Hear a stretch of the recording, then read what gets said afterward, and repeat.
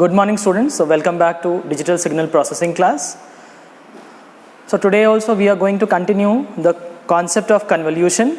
In this, the first topic which we have covered in the previous class would be the convolution, the steps for the convolutions. In the previous classes we talk about the block diagram of digital signal processor and we did the problem for DFT and IDFT. In today's class we are going to continue the concept of convolution. In this we will just going to solve the problem x of n h of n by using the another method.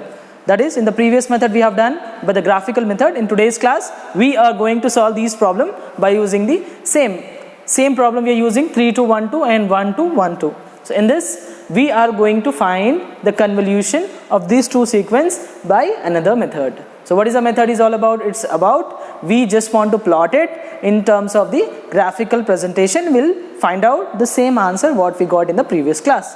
That is the method 2 for finding the linear convolution. So we are doing the second method. So what is the second method is all about? I am taking one sequence I do have. So I am writing that sequence in two ways.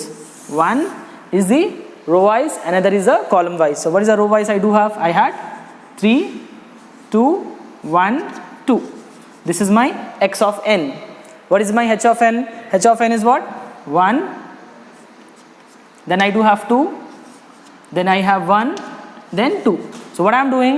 First sequence I am writing as row wise this way. Second sequence I am writing as column wise this way. So I wrote both the sequence. Next thing is that I need to write the convolution for it. In order to do the convolution, I need to multiply the each respective term. So what I am doing? I am multiplying 1 with 3. So 1 3 is it's what? 3. 1 with 2. So 1 2 is it's 2. Again 1 1 it's what? 1. Then 1 2 again it is 2. So what we are doing? We are taking x of n and the impulse function h of n in column wise and row wise we wrote it. Next thing we are multiplying is the first bit of that particular first sequence number 1 with that first sequence of the x of n. So what we got? 1 3 is 3, it's 1 2 is 2, 1 1 is it's 1, again 1 2 is 2, we got it. Similarly next one, so 2 will multiply with 3, so 2 3 is 6, again 2 2 is it's 4, again 2 1 is it's what? 2, then 2 2 is it's again 4. So we multiplied the second element of your impulse function h of n with the same sequence of x of n. Similarly, we'll take the next one. So 1 with 3. So this we will be having third element of it. It's 1. Here is 3. So 1 3 is it's 3. So 1 2 is it's 2. 1 1 is it's 1. Again 1 2 is it's 2. So we wrote it that particular number. Likewise, we'll take next one. 2 3 is it's again 6. 2 2 is it's what? 4. 2 1 is it's what? 2. Again 2 2 is it's what? 4. So we got these number of elements for x of n and h of n. What is our next criteria? We need to write the convolution of it. What is the convolution of y of n? It's actually summation k equals to minus infinity to infinity x of k h of n minus k. Right? This is our formula for finding the convolution. So what is the first thing we need to get? We need to get y of, what is the first sequence starting from? What is this position value? 0 1 2 3. Here minus 1 0. This is what? 1 2. So sequence start from y of minus 1, because we know it total limit of the first element should start from n1 plus n2. So what is n1 here? 0. Here is what? Minus 1. So 0 minus 1 is what? Minus 1. First element I need to get y of minus 1. How do I get this minus 1? I need to take the cross zigzag way and we need to take the elements. So like this we'll combine these two, like this we'll combine the next one, like this we'll combine the next element. So in the cross way we'll try to combine the elements and we will take the addition of it. So what is the first element we had? We had it as 3. So y of minus 1 is what? It's directly 3. Similarly, I need to get next element. Next element is what? After y of minus 1, next is y of 0. Next, y of 1. Then y of 2. Then y of 3. Then y of 4. Likewise, we'll find y of 5. So what is y of 0 we'll get? We need to add for the next element. Next corresponding element, it's what? 6 plus 2. It's what? 8. Next 3 plus 4 plus 1. So 3 plus 4 plus 1, again I'll get the 8 as an answer. Likewise I can take 6 plus 2 plus 2 plus 2. So what I'll get? 6 plus 2 plus 2 plus 2. So I'll get 6 plus 10, this is nothing but 12. Next I'll write y of 3. So what is y of 3? 4 plus 1 plus 4. So 4 plus 1 plus 4 is nothing but 9. Likewise next element 2 plus 2. So 2 plus 2 again write as 4. Next I need to write y of 5. What is y of 5? Last left out element 4. Do we have any other elements? No. So we'll stop this here. So what are the values we got? What is the sequence of y of n? So y of n is equals to, first element is 3, next is 8, again next is 8, next we had 12, next we had 9, then 4, then 4. So position start from this end. So what we got the elements now? So elements starting from this 3 to all these things. If you cross check this thing with the previous one, you may get the same answer. So the meaning is that the convolution of that two sequence we can do with the graphical method or else with these method. So we'll do some more problem based upon these methods and we will find out its value, like what we have done for this sequence.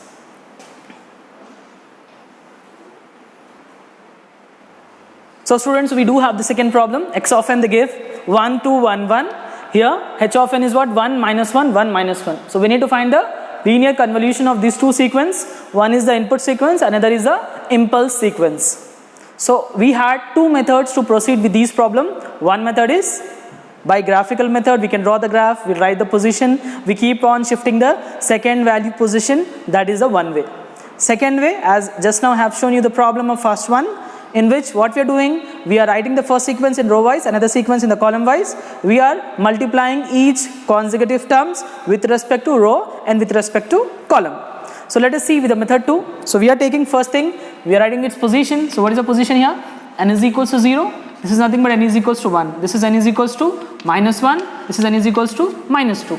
So we do have this sequence. Similarly, there is no number means n is equals to 0, n is equals to 1, 2 and 3.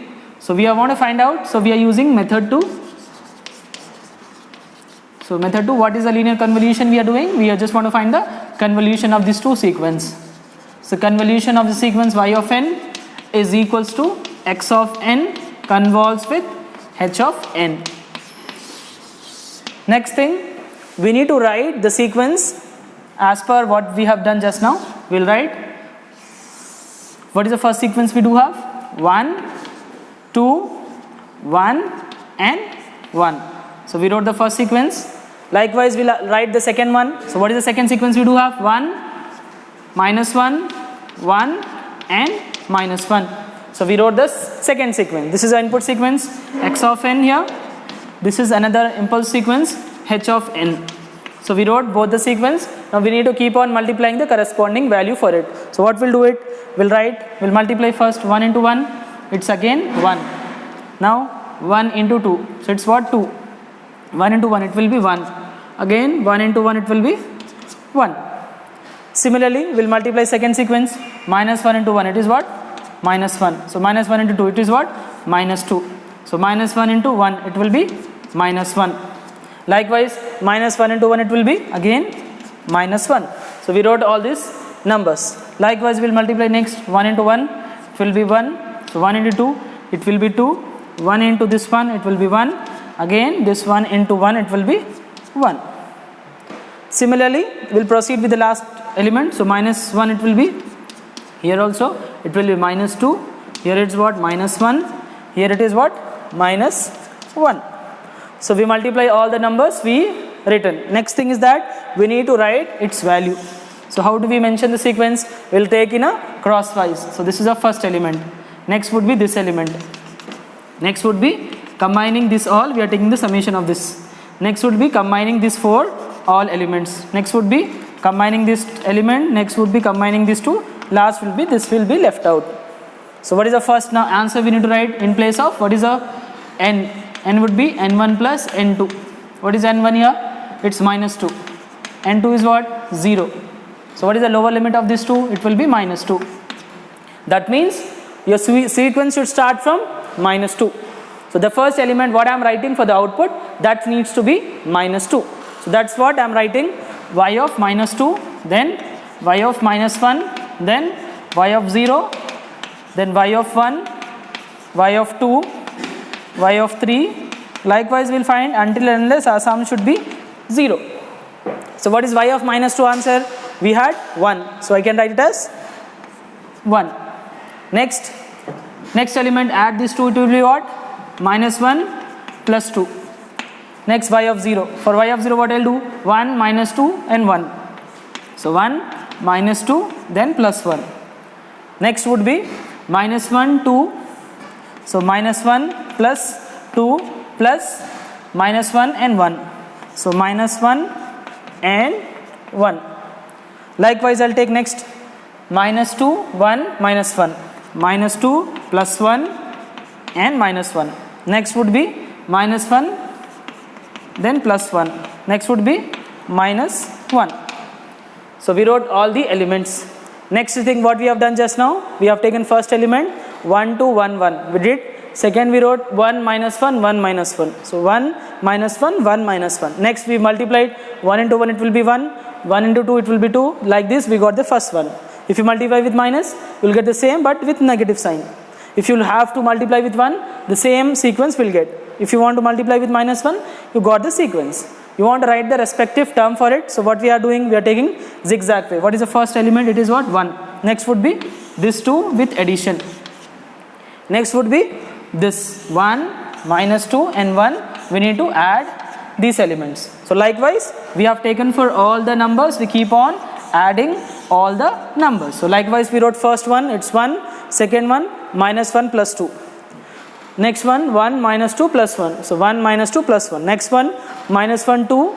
So minus 1 2 minus 1 and plus 1. Likewise we wrote next element minus 2 1 and 1. So we wrote in this way. Likewise we'll take the next and we left with the last one. So what is the first answer? We got the first sequence, it's 1. Here is what? It's again 1. This will be 0 because plus 2 minus 2 will be 0. Here this will be cancelled, 2 minus 1 it will be 1. Here minus 2 minus 1 is minus 3, then it will be adding with 1 it will be minus 1. Plus 1 minus 1 cancel. Here 0. Here minus 1. So what is the last sequence? So y of n I can write as, if I want to write y of n is equals to, so the sequence would be 1 1 then 0 then 1 then minus 2 0 and minus 1. So what is the arrow mark where it needs to be? Start from this. It indicates a 0. This is minus 2 position, minus 1 0 1 2 3 and 4. So we got the sequence y of n in this way. So what is the procedure for doing this thing? We just want to write the sequence as per the given condition and we need to go for the convolution of these two sequences. So we'll see more problems. So students, take the questions for your homework, solve these questions. So what the first question is, so we do have implement x of n is equals to 1 2 1 1 and h of n is equals to 1 minus 1 0 and 1. These two input function is given, so the arrow mark is here for correlation.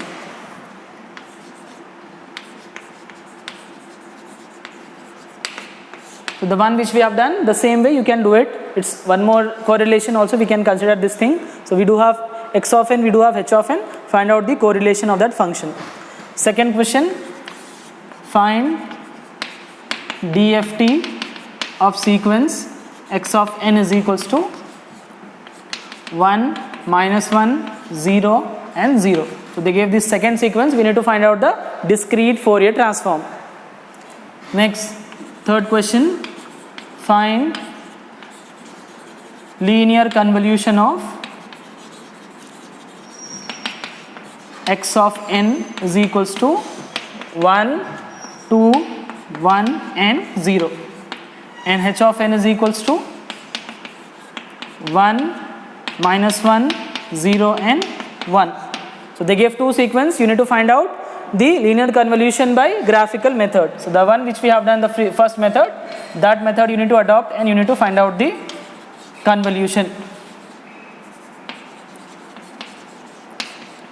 So these three problems you will try and you will find the convolution of this first sequence by the method of second one what we have done. That method you can approach.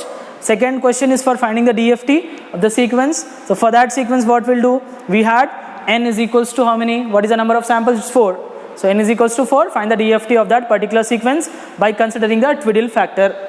So we know that how to solve it.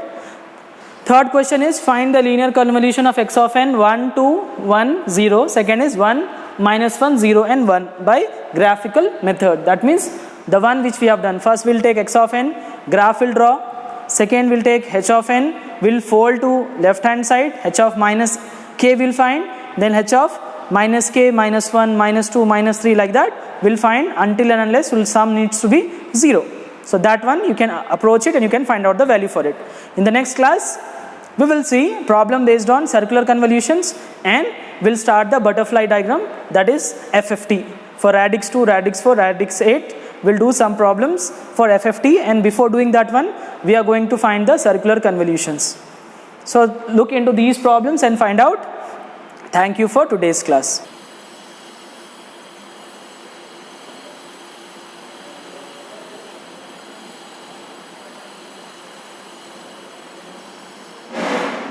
So students, so let's see the same continuation of it.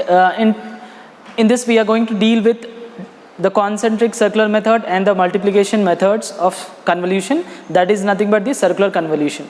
So basically, so what is the meaning of the circular convolution? So when we had one input sequence x of n, when we had another sequence x2 of n, x1 of n, if you are taking, if you want to find out the circular method, in order to do these things we'll be having two types of method. One is the concentric circle method, second is the matrix multiplication methods. So in this, if you do have a sequence like this, if you had a sequence x of n is 1, 2, 3, 4, if you had another sequence x2 of n is equals to 1, 5, minus 1 like this. So as you can see, the sequence what we had. So what is the number of samples? N1 is equals to 4 here. Here N2 is equals to 3 here. That means in order to proceed with circular convolution, you must have the samples, the number of samples in the first sequence and the number of samples in the second sequence needs to be equal. That means N1 needs to be equals to N2. How do we make it? By doing the concept called zero padding. By adding 0 to the unequal samples which is having the less number of samples. So meaning is that for the second sequence what we'll do, x2 of n will take and we'll add 1, 5, minus 1 and 0. So that it is also, n2 is also make it as 4 samples. So n1 and n2 must be equal in order to proceed with circular convolution. So we'll do these two methods, we'll write first steps for this. So students, so see this circular method. In circular convolution method, what is the output of it? Y of n if you want to write. If you had first sequence x of n, n is nothing but number of samples. This is circular, so we need to write circular in that. So x1 of n circular convolve with x2 of n. So x1 of n is the first sequence, x2 of n is the second sequence. And what is the one more point we need to keep in our mind? The number of sample in the first sequence and number of sample in the second sequence needs to be equal. If it is not equal, we will go for zero padding.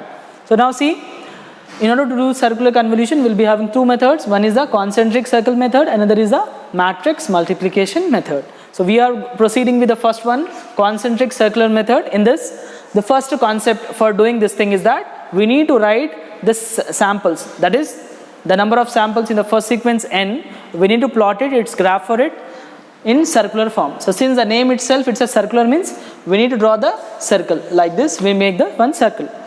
Inside it we'll make one more circle and it's having the common center. Then it is called concentric. What is the meaning of concentric? Having common center. That is called concentric. Similarly, circle method means what? We are taking two sequences in this. One is the outer, another is the inner. So outer we are taking anti-clockwise, inner we are taking the clockwise rotations. That's the point they are saying in the first one. So graph n samples of x1 of n equally spaced points around the outer circle. So we need to draw the outer circle and we need to write its number of samples. If they gave 4 samples, we need to locate all the 4 samples at that respective edges. Similarly, and what is the next point they said? It's a counterclock direction. That means it should be in anti-clockwise direction. We need to write that number of samples. So likewise, for the second one, start the same point x2 of n graphs with n samples. Similarly, for inner circles, we are proceeding. In this, what we are doing? We are taking the inner circle, but here the number of samples needs to be in clockwise direction. So we need to draw the circle, 2 circles in it. Internal part needs to be in clockwise direction, the samples of that particular input sequence, and the outer one needs to be in anti-clockwise direction. So we need to draw 2 circles. We need to take that number of samples, should add the 0 padding and proceed with that particular question. Likewise, we do have the next point. Multiply the corresponding elements of x1 of n and x2 of n with that circles and take the sum of product. So by taking the first sequence and second sequence, while doing the problem, what you need to do? Take that corresponding circle values with respect to the numbers and we need to write its sum. Likewise, rotate the inner circle 1 samples at a point at a time, anti-clockwise direction, and repeat this above step. These 2 steps we need to repeat, in which we are taking inner circle and the outer circle sum. The last point they say is that repeat these all steps until and unless your first position element x1 of 0 and the second position element x2 of 0 needs to be at the same point. Till that time you need to repeat these steps. This is about the concentric circle method procedure or steps to solve the problem.